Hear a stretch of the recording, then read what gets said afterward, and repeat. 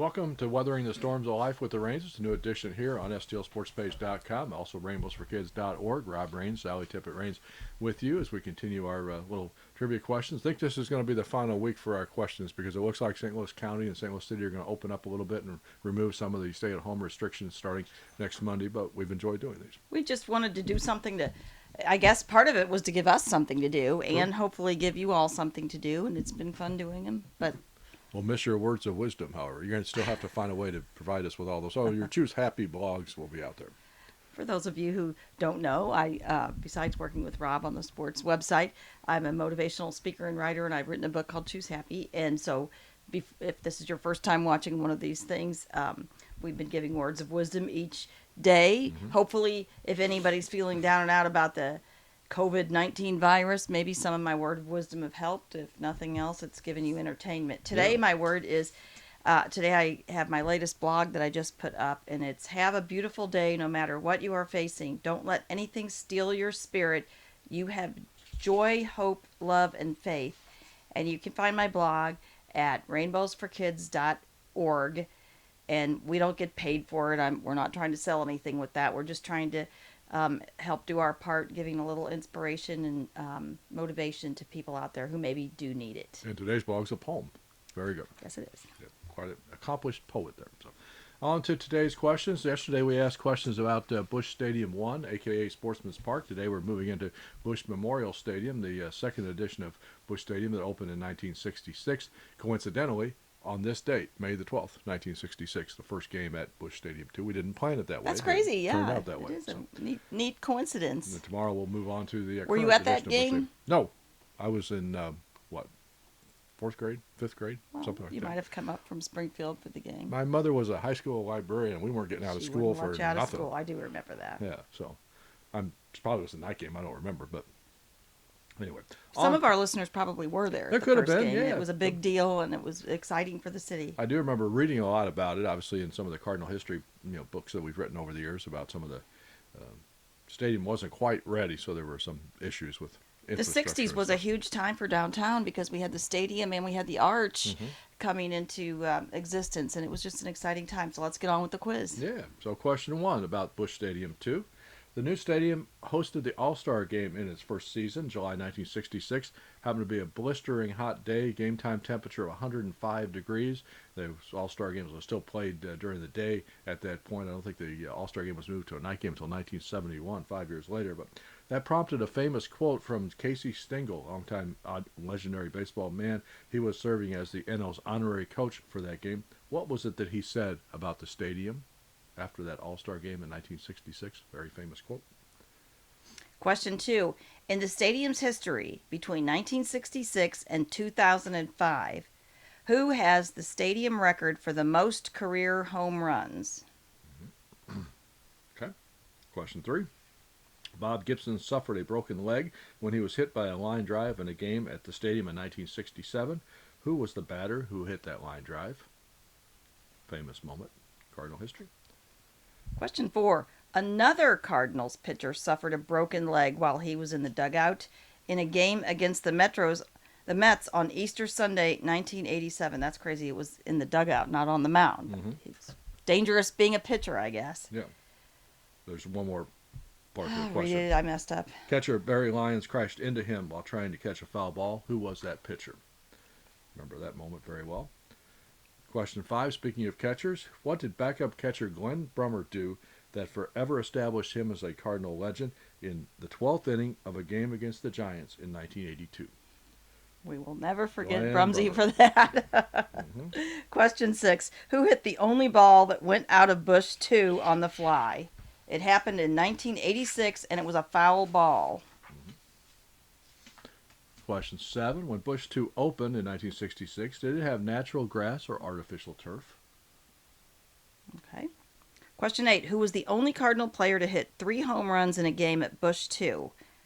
Do I give the hint? It happened a lot on the road, but only once at home. Okay. Correct. Question 9. No, a lot, maybe 3, 4, 5 times, something like that. In one of the more memorable games at the stadium, October 1st, 1985, the Mets and the Cardinals battling down to the wire for the division title that year, Darryl Strawberry hit a home run off the clock on the scoreboard in the 11th inning that broke up a 0-0 tied game at that point. Who was the pitcher who allowed that home run? What Cardinal pitcher gave up the home run to Darryl Strawberry off the clock in the 11th inning of that game in 1985? And the last question, who played the most career games at Busch 2? Okay. The thing about Busch Stadium, Busch 2, Yep. it is, people always act like Yankee Stadium is this revered place and stuff, but so many, like, things happened besides baseball at Busch Stadium sure. that are just, you had the Beatles concert, and then Billy Joel and Elton John yes, together. You had yes, a and bunch of other funerals. concerts. The Darryl Kyle, Jack Buck memorial services. You had football Cardinals games. You had St. Louis Stars soccer games. You had some high school football playoff games. The famous poem Jack Buck read. Yeah, after 9/11. Yeah, so a lot of things, a lot of memories when that stadium went down. That was one of the things that I'm sure many of our fans, as well as us, you were sorry to see it go. You were excited to see the new one come, but there were so many memories from your heart. And our rehearsal dinner, or not rehearsal dinner, our wedding reception was there. Absolutely. So, all right, on to the answers for these questions about Busch 2. Casey Stengel's famous quote about about Busch Stadium 2 after that All-Star game in 1966, "It sure holds the heat well." Oh, I remember that. Who has the stadium record for the most career home runs at Busch 2? The answer is Ray Langford with 123, 4 more than Mark McGwire's 122. Well, 4 more than Mark McGwire. 122 of Langford's home runs came as a Cardinal. He hit 1 with the Padres, so he still has the most both records for most as a player and both as a Cardinal. McGwire hit 118, so 119 in his career. All right, Bob Gibson's broke his leg when he was hit by a line drive off the bat of Roberto Clemente. And the most amazing thing about that story is he actually stayed in the game and pitched to 3 more batters before he had to come out of the game because the pain was so great. Obviously didn't know at the time that his leg was broken. The other Cardinal pitcher who suffered the broken leg, which happened in the dugout, was John Tudor. Tell us about that one. Yeah, I was at that game. That was a crazy moment. You didn't realize at the time what happened was it was a foul ball. Barry Lyons was trying to chase it, and you remember where the steps into the dugout. So he went down those steps, and lunged for the ball. And Tudor actually was not pitching that day; was sitting on the bench, saw him coming, and tried to help catch him so he wouldn't fall into the concrete of the dugout. And Lyons just happened to hit him wrong and landed right on his leg and broke his leg. Wow. You really liked covering John Tudor. Yeah, he was a great guy. I mean, he got a bad rap for, comment he made after the 85 World Series ended about, taking a crack at the media. And there was some media that probably didn't get along with John because he was an opinionated kind of guy. But we always had a great relationship. Saw him just a year or so ago. He's moved down to Georgia now from Boston and living a nice life down there. But, yeah, we got along well. He's, very, very good. Obviously a great pitcher, big key to those Cardinal successes in the 1980s. The next question, of course, about Glenn Brummer. You can still hear Mike Shannon's radio call of that moment. Brummer stealing home. He's stealing home. And the most amazing thing about that play was Dave Pallone was the home plate umpire. They're playing the Giants. Obviously, they were that day as well. 2 things I remember most about that game.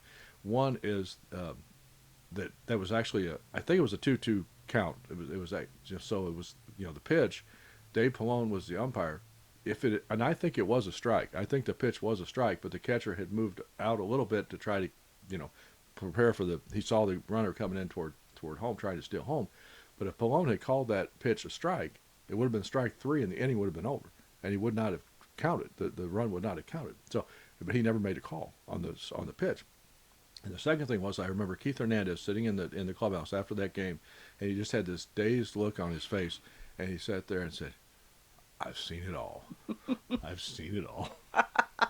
And Glenn Brummer, he was always remembered for that, and everyone loved him. He's moved from St. Louis, I think, but Florida, he right? Was pretty active here in the community, and he's just a very what would you say, even keeled, Good old boy. Good old boy guy. Yes, we love him, and he volunteered for Rainbows for Kids. He came out a couple times and played with our kids at the Rainbows for Kids baseball team, and came to. You also remember him from spring training when he saw you kind of sitting in the edge of the stands in one of those early spring training practices, and he went in and got you a cup of coffee and brought it back. Those were the good old days when the players were like that. Yes, he was very nice. I was sitting there watching practice. He went and got me a cup of coffee. That was nice. Who hit the only ball that ever went out of Busch Stadium 2 on the fly? It was Mike Laga, the former Tiger, who joined the Cardinals late in his career as a first baseman. And the interesting, I was there that night too.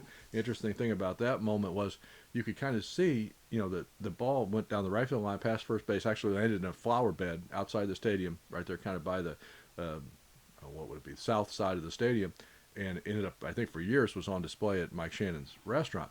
But you could kind of hear the murmur in the crowd after that happened. It was late in the ball game, and you saw Laga kind of standing at the plate, kind of acting like, what's the crowd acting like? What happened? Was there news that flashed on the scoreboard that I didn't see or whatever? And you talked to him later after the game, and what happened was he had played for the Tigers, obviously playing in old Tiger Stadium. He said people hit the ball out of this Tiger Stadium all the time.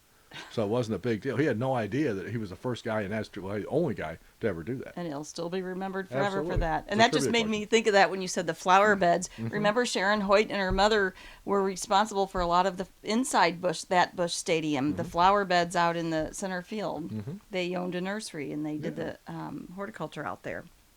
It's a pretty stadium for being a round cookie cutter stadium. I always thought it was a pretty stadium. Yep. When Busch 2 opened, did it have natural grass or artificial turf?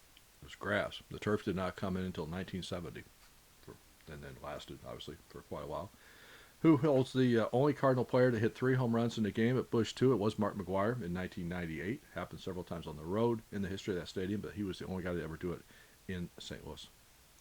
All right, you can read number 9. This is a long question. You don't like I long don't have my questions? glasses on, so this when I screw up, most of it is due to that I can't see it. So Darryl Strawberry's home run off the scoreboard clock at Busch 2 in 1985 playoff race was hit off Ken Daly. Interestingly enough, John Tudor had pitched 10 scoreless innings that game, scoreless duel against Ron Darling of the Mets. Daly faced Strawberry 27 times in his career. That was the only home run that he ever hit off Kenny Daly. But it reminds me of the other Strawberry home run that I remember more than anything else was in a game when the Cardinals were still training in St. Petersburg. And the Mets were there as well. They shared Al Lang Stadium, but they each had their own separate, kind of minor league facilities that they worked at. And so one time there was a B game that was played at what they called Huggins Stengel Field, which was on North 4th Street in St. Petersburg. It was like throwback to the 1920s or whatever. There was like just a few little wooden bleachers behind the stadium. And actually the right field was a row of hedges. There wasn't even, and trees. There wasn't even a fence out there. And I remember a B game one morning, that spring training, I don't remember exactly which year it was, so it had to have been in that same frame, 85, 86, something like that. John Tudor pitched against Dwight Gooden in his B game. But then there was another B game that was memorable because Bob Force was pitching, and Strawberry hit a home run off Force that I think might still be going. I mean, it was the longest. I think it might have been over the tree, over the bushes, over the trees. Who knows how long if there'd been a tape measure on that home run. But it was those are, again, the throwback days to the old days of spring training. You had moments like that were really kind of fun. it's too bad our quizzes. By the way, I have my glasses on right here. I don't know why. Somebody out there is going, well, why doesn't she just put them on? I just noticed that. They don't help a lot down there. Anyway, other people that wear glasses that are my age, they can relate to that.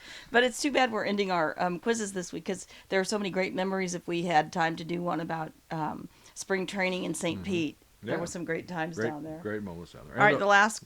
Go ahead. Okay, the last question: who played the most career games at Busch Stadium 2? Answer is Ozzie Smith, 1,022 games. It was 10 more than Lou Brock. Obviously, 2 Cardinal legends. So that's our quiz. Hopefully it brought back you some memories of some of the games that you were at Busch Stadium 2 in the 40-year history of that stadium. Be back with another edition of Weathering the Storms of Life with the Rangers here tomorrow on STLSportspage.com, also rainbowsforkids.org. Have a great day, everybody.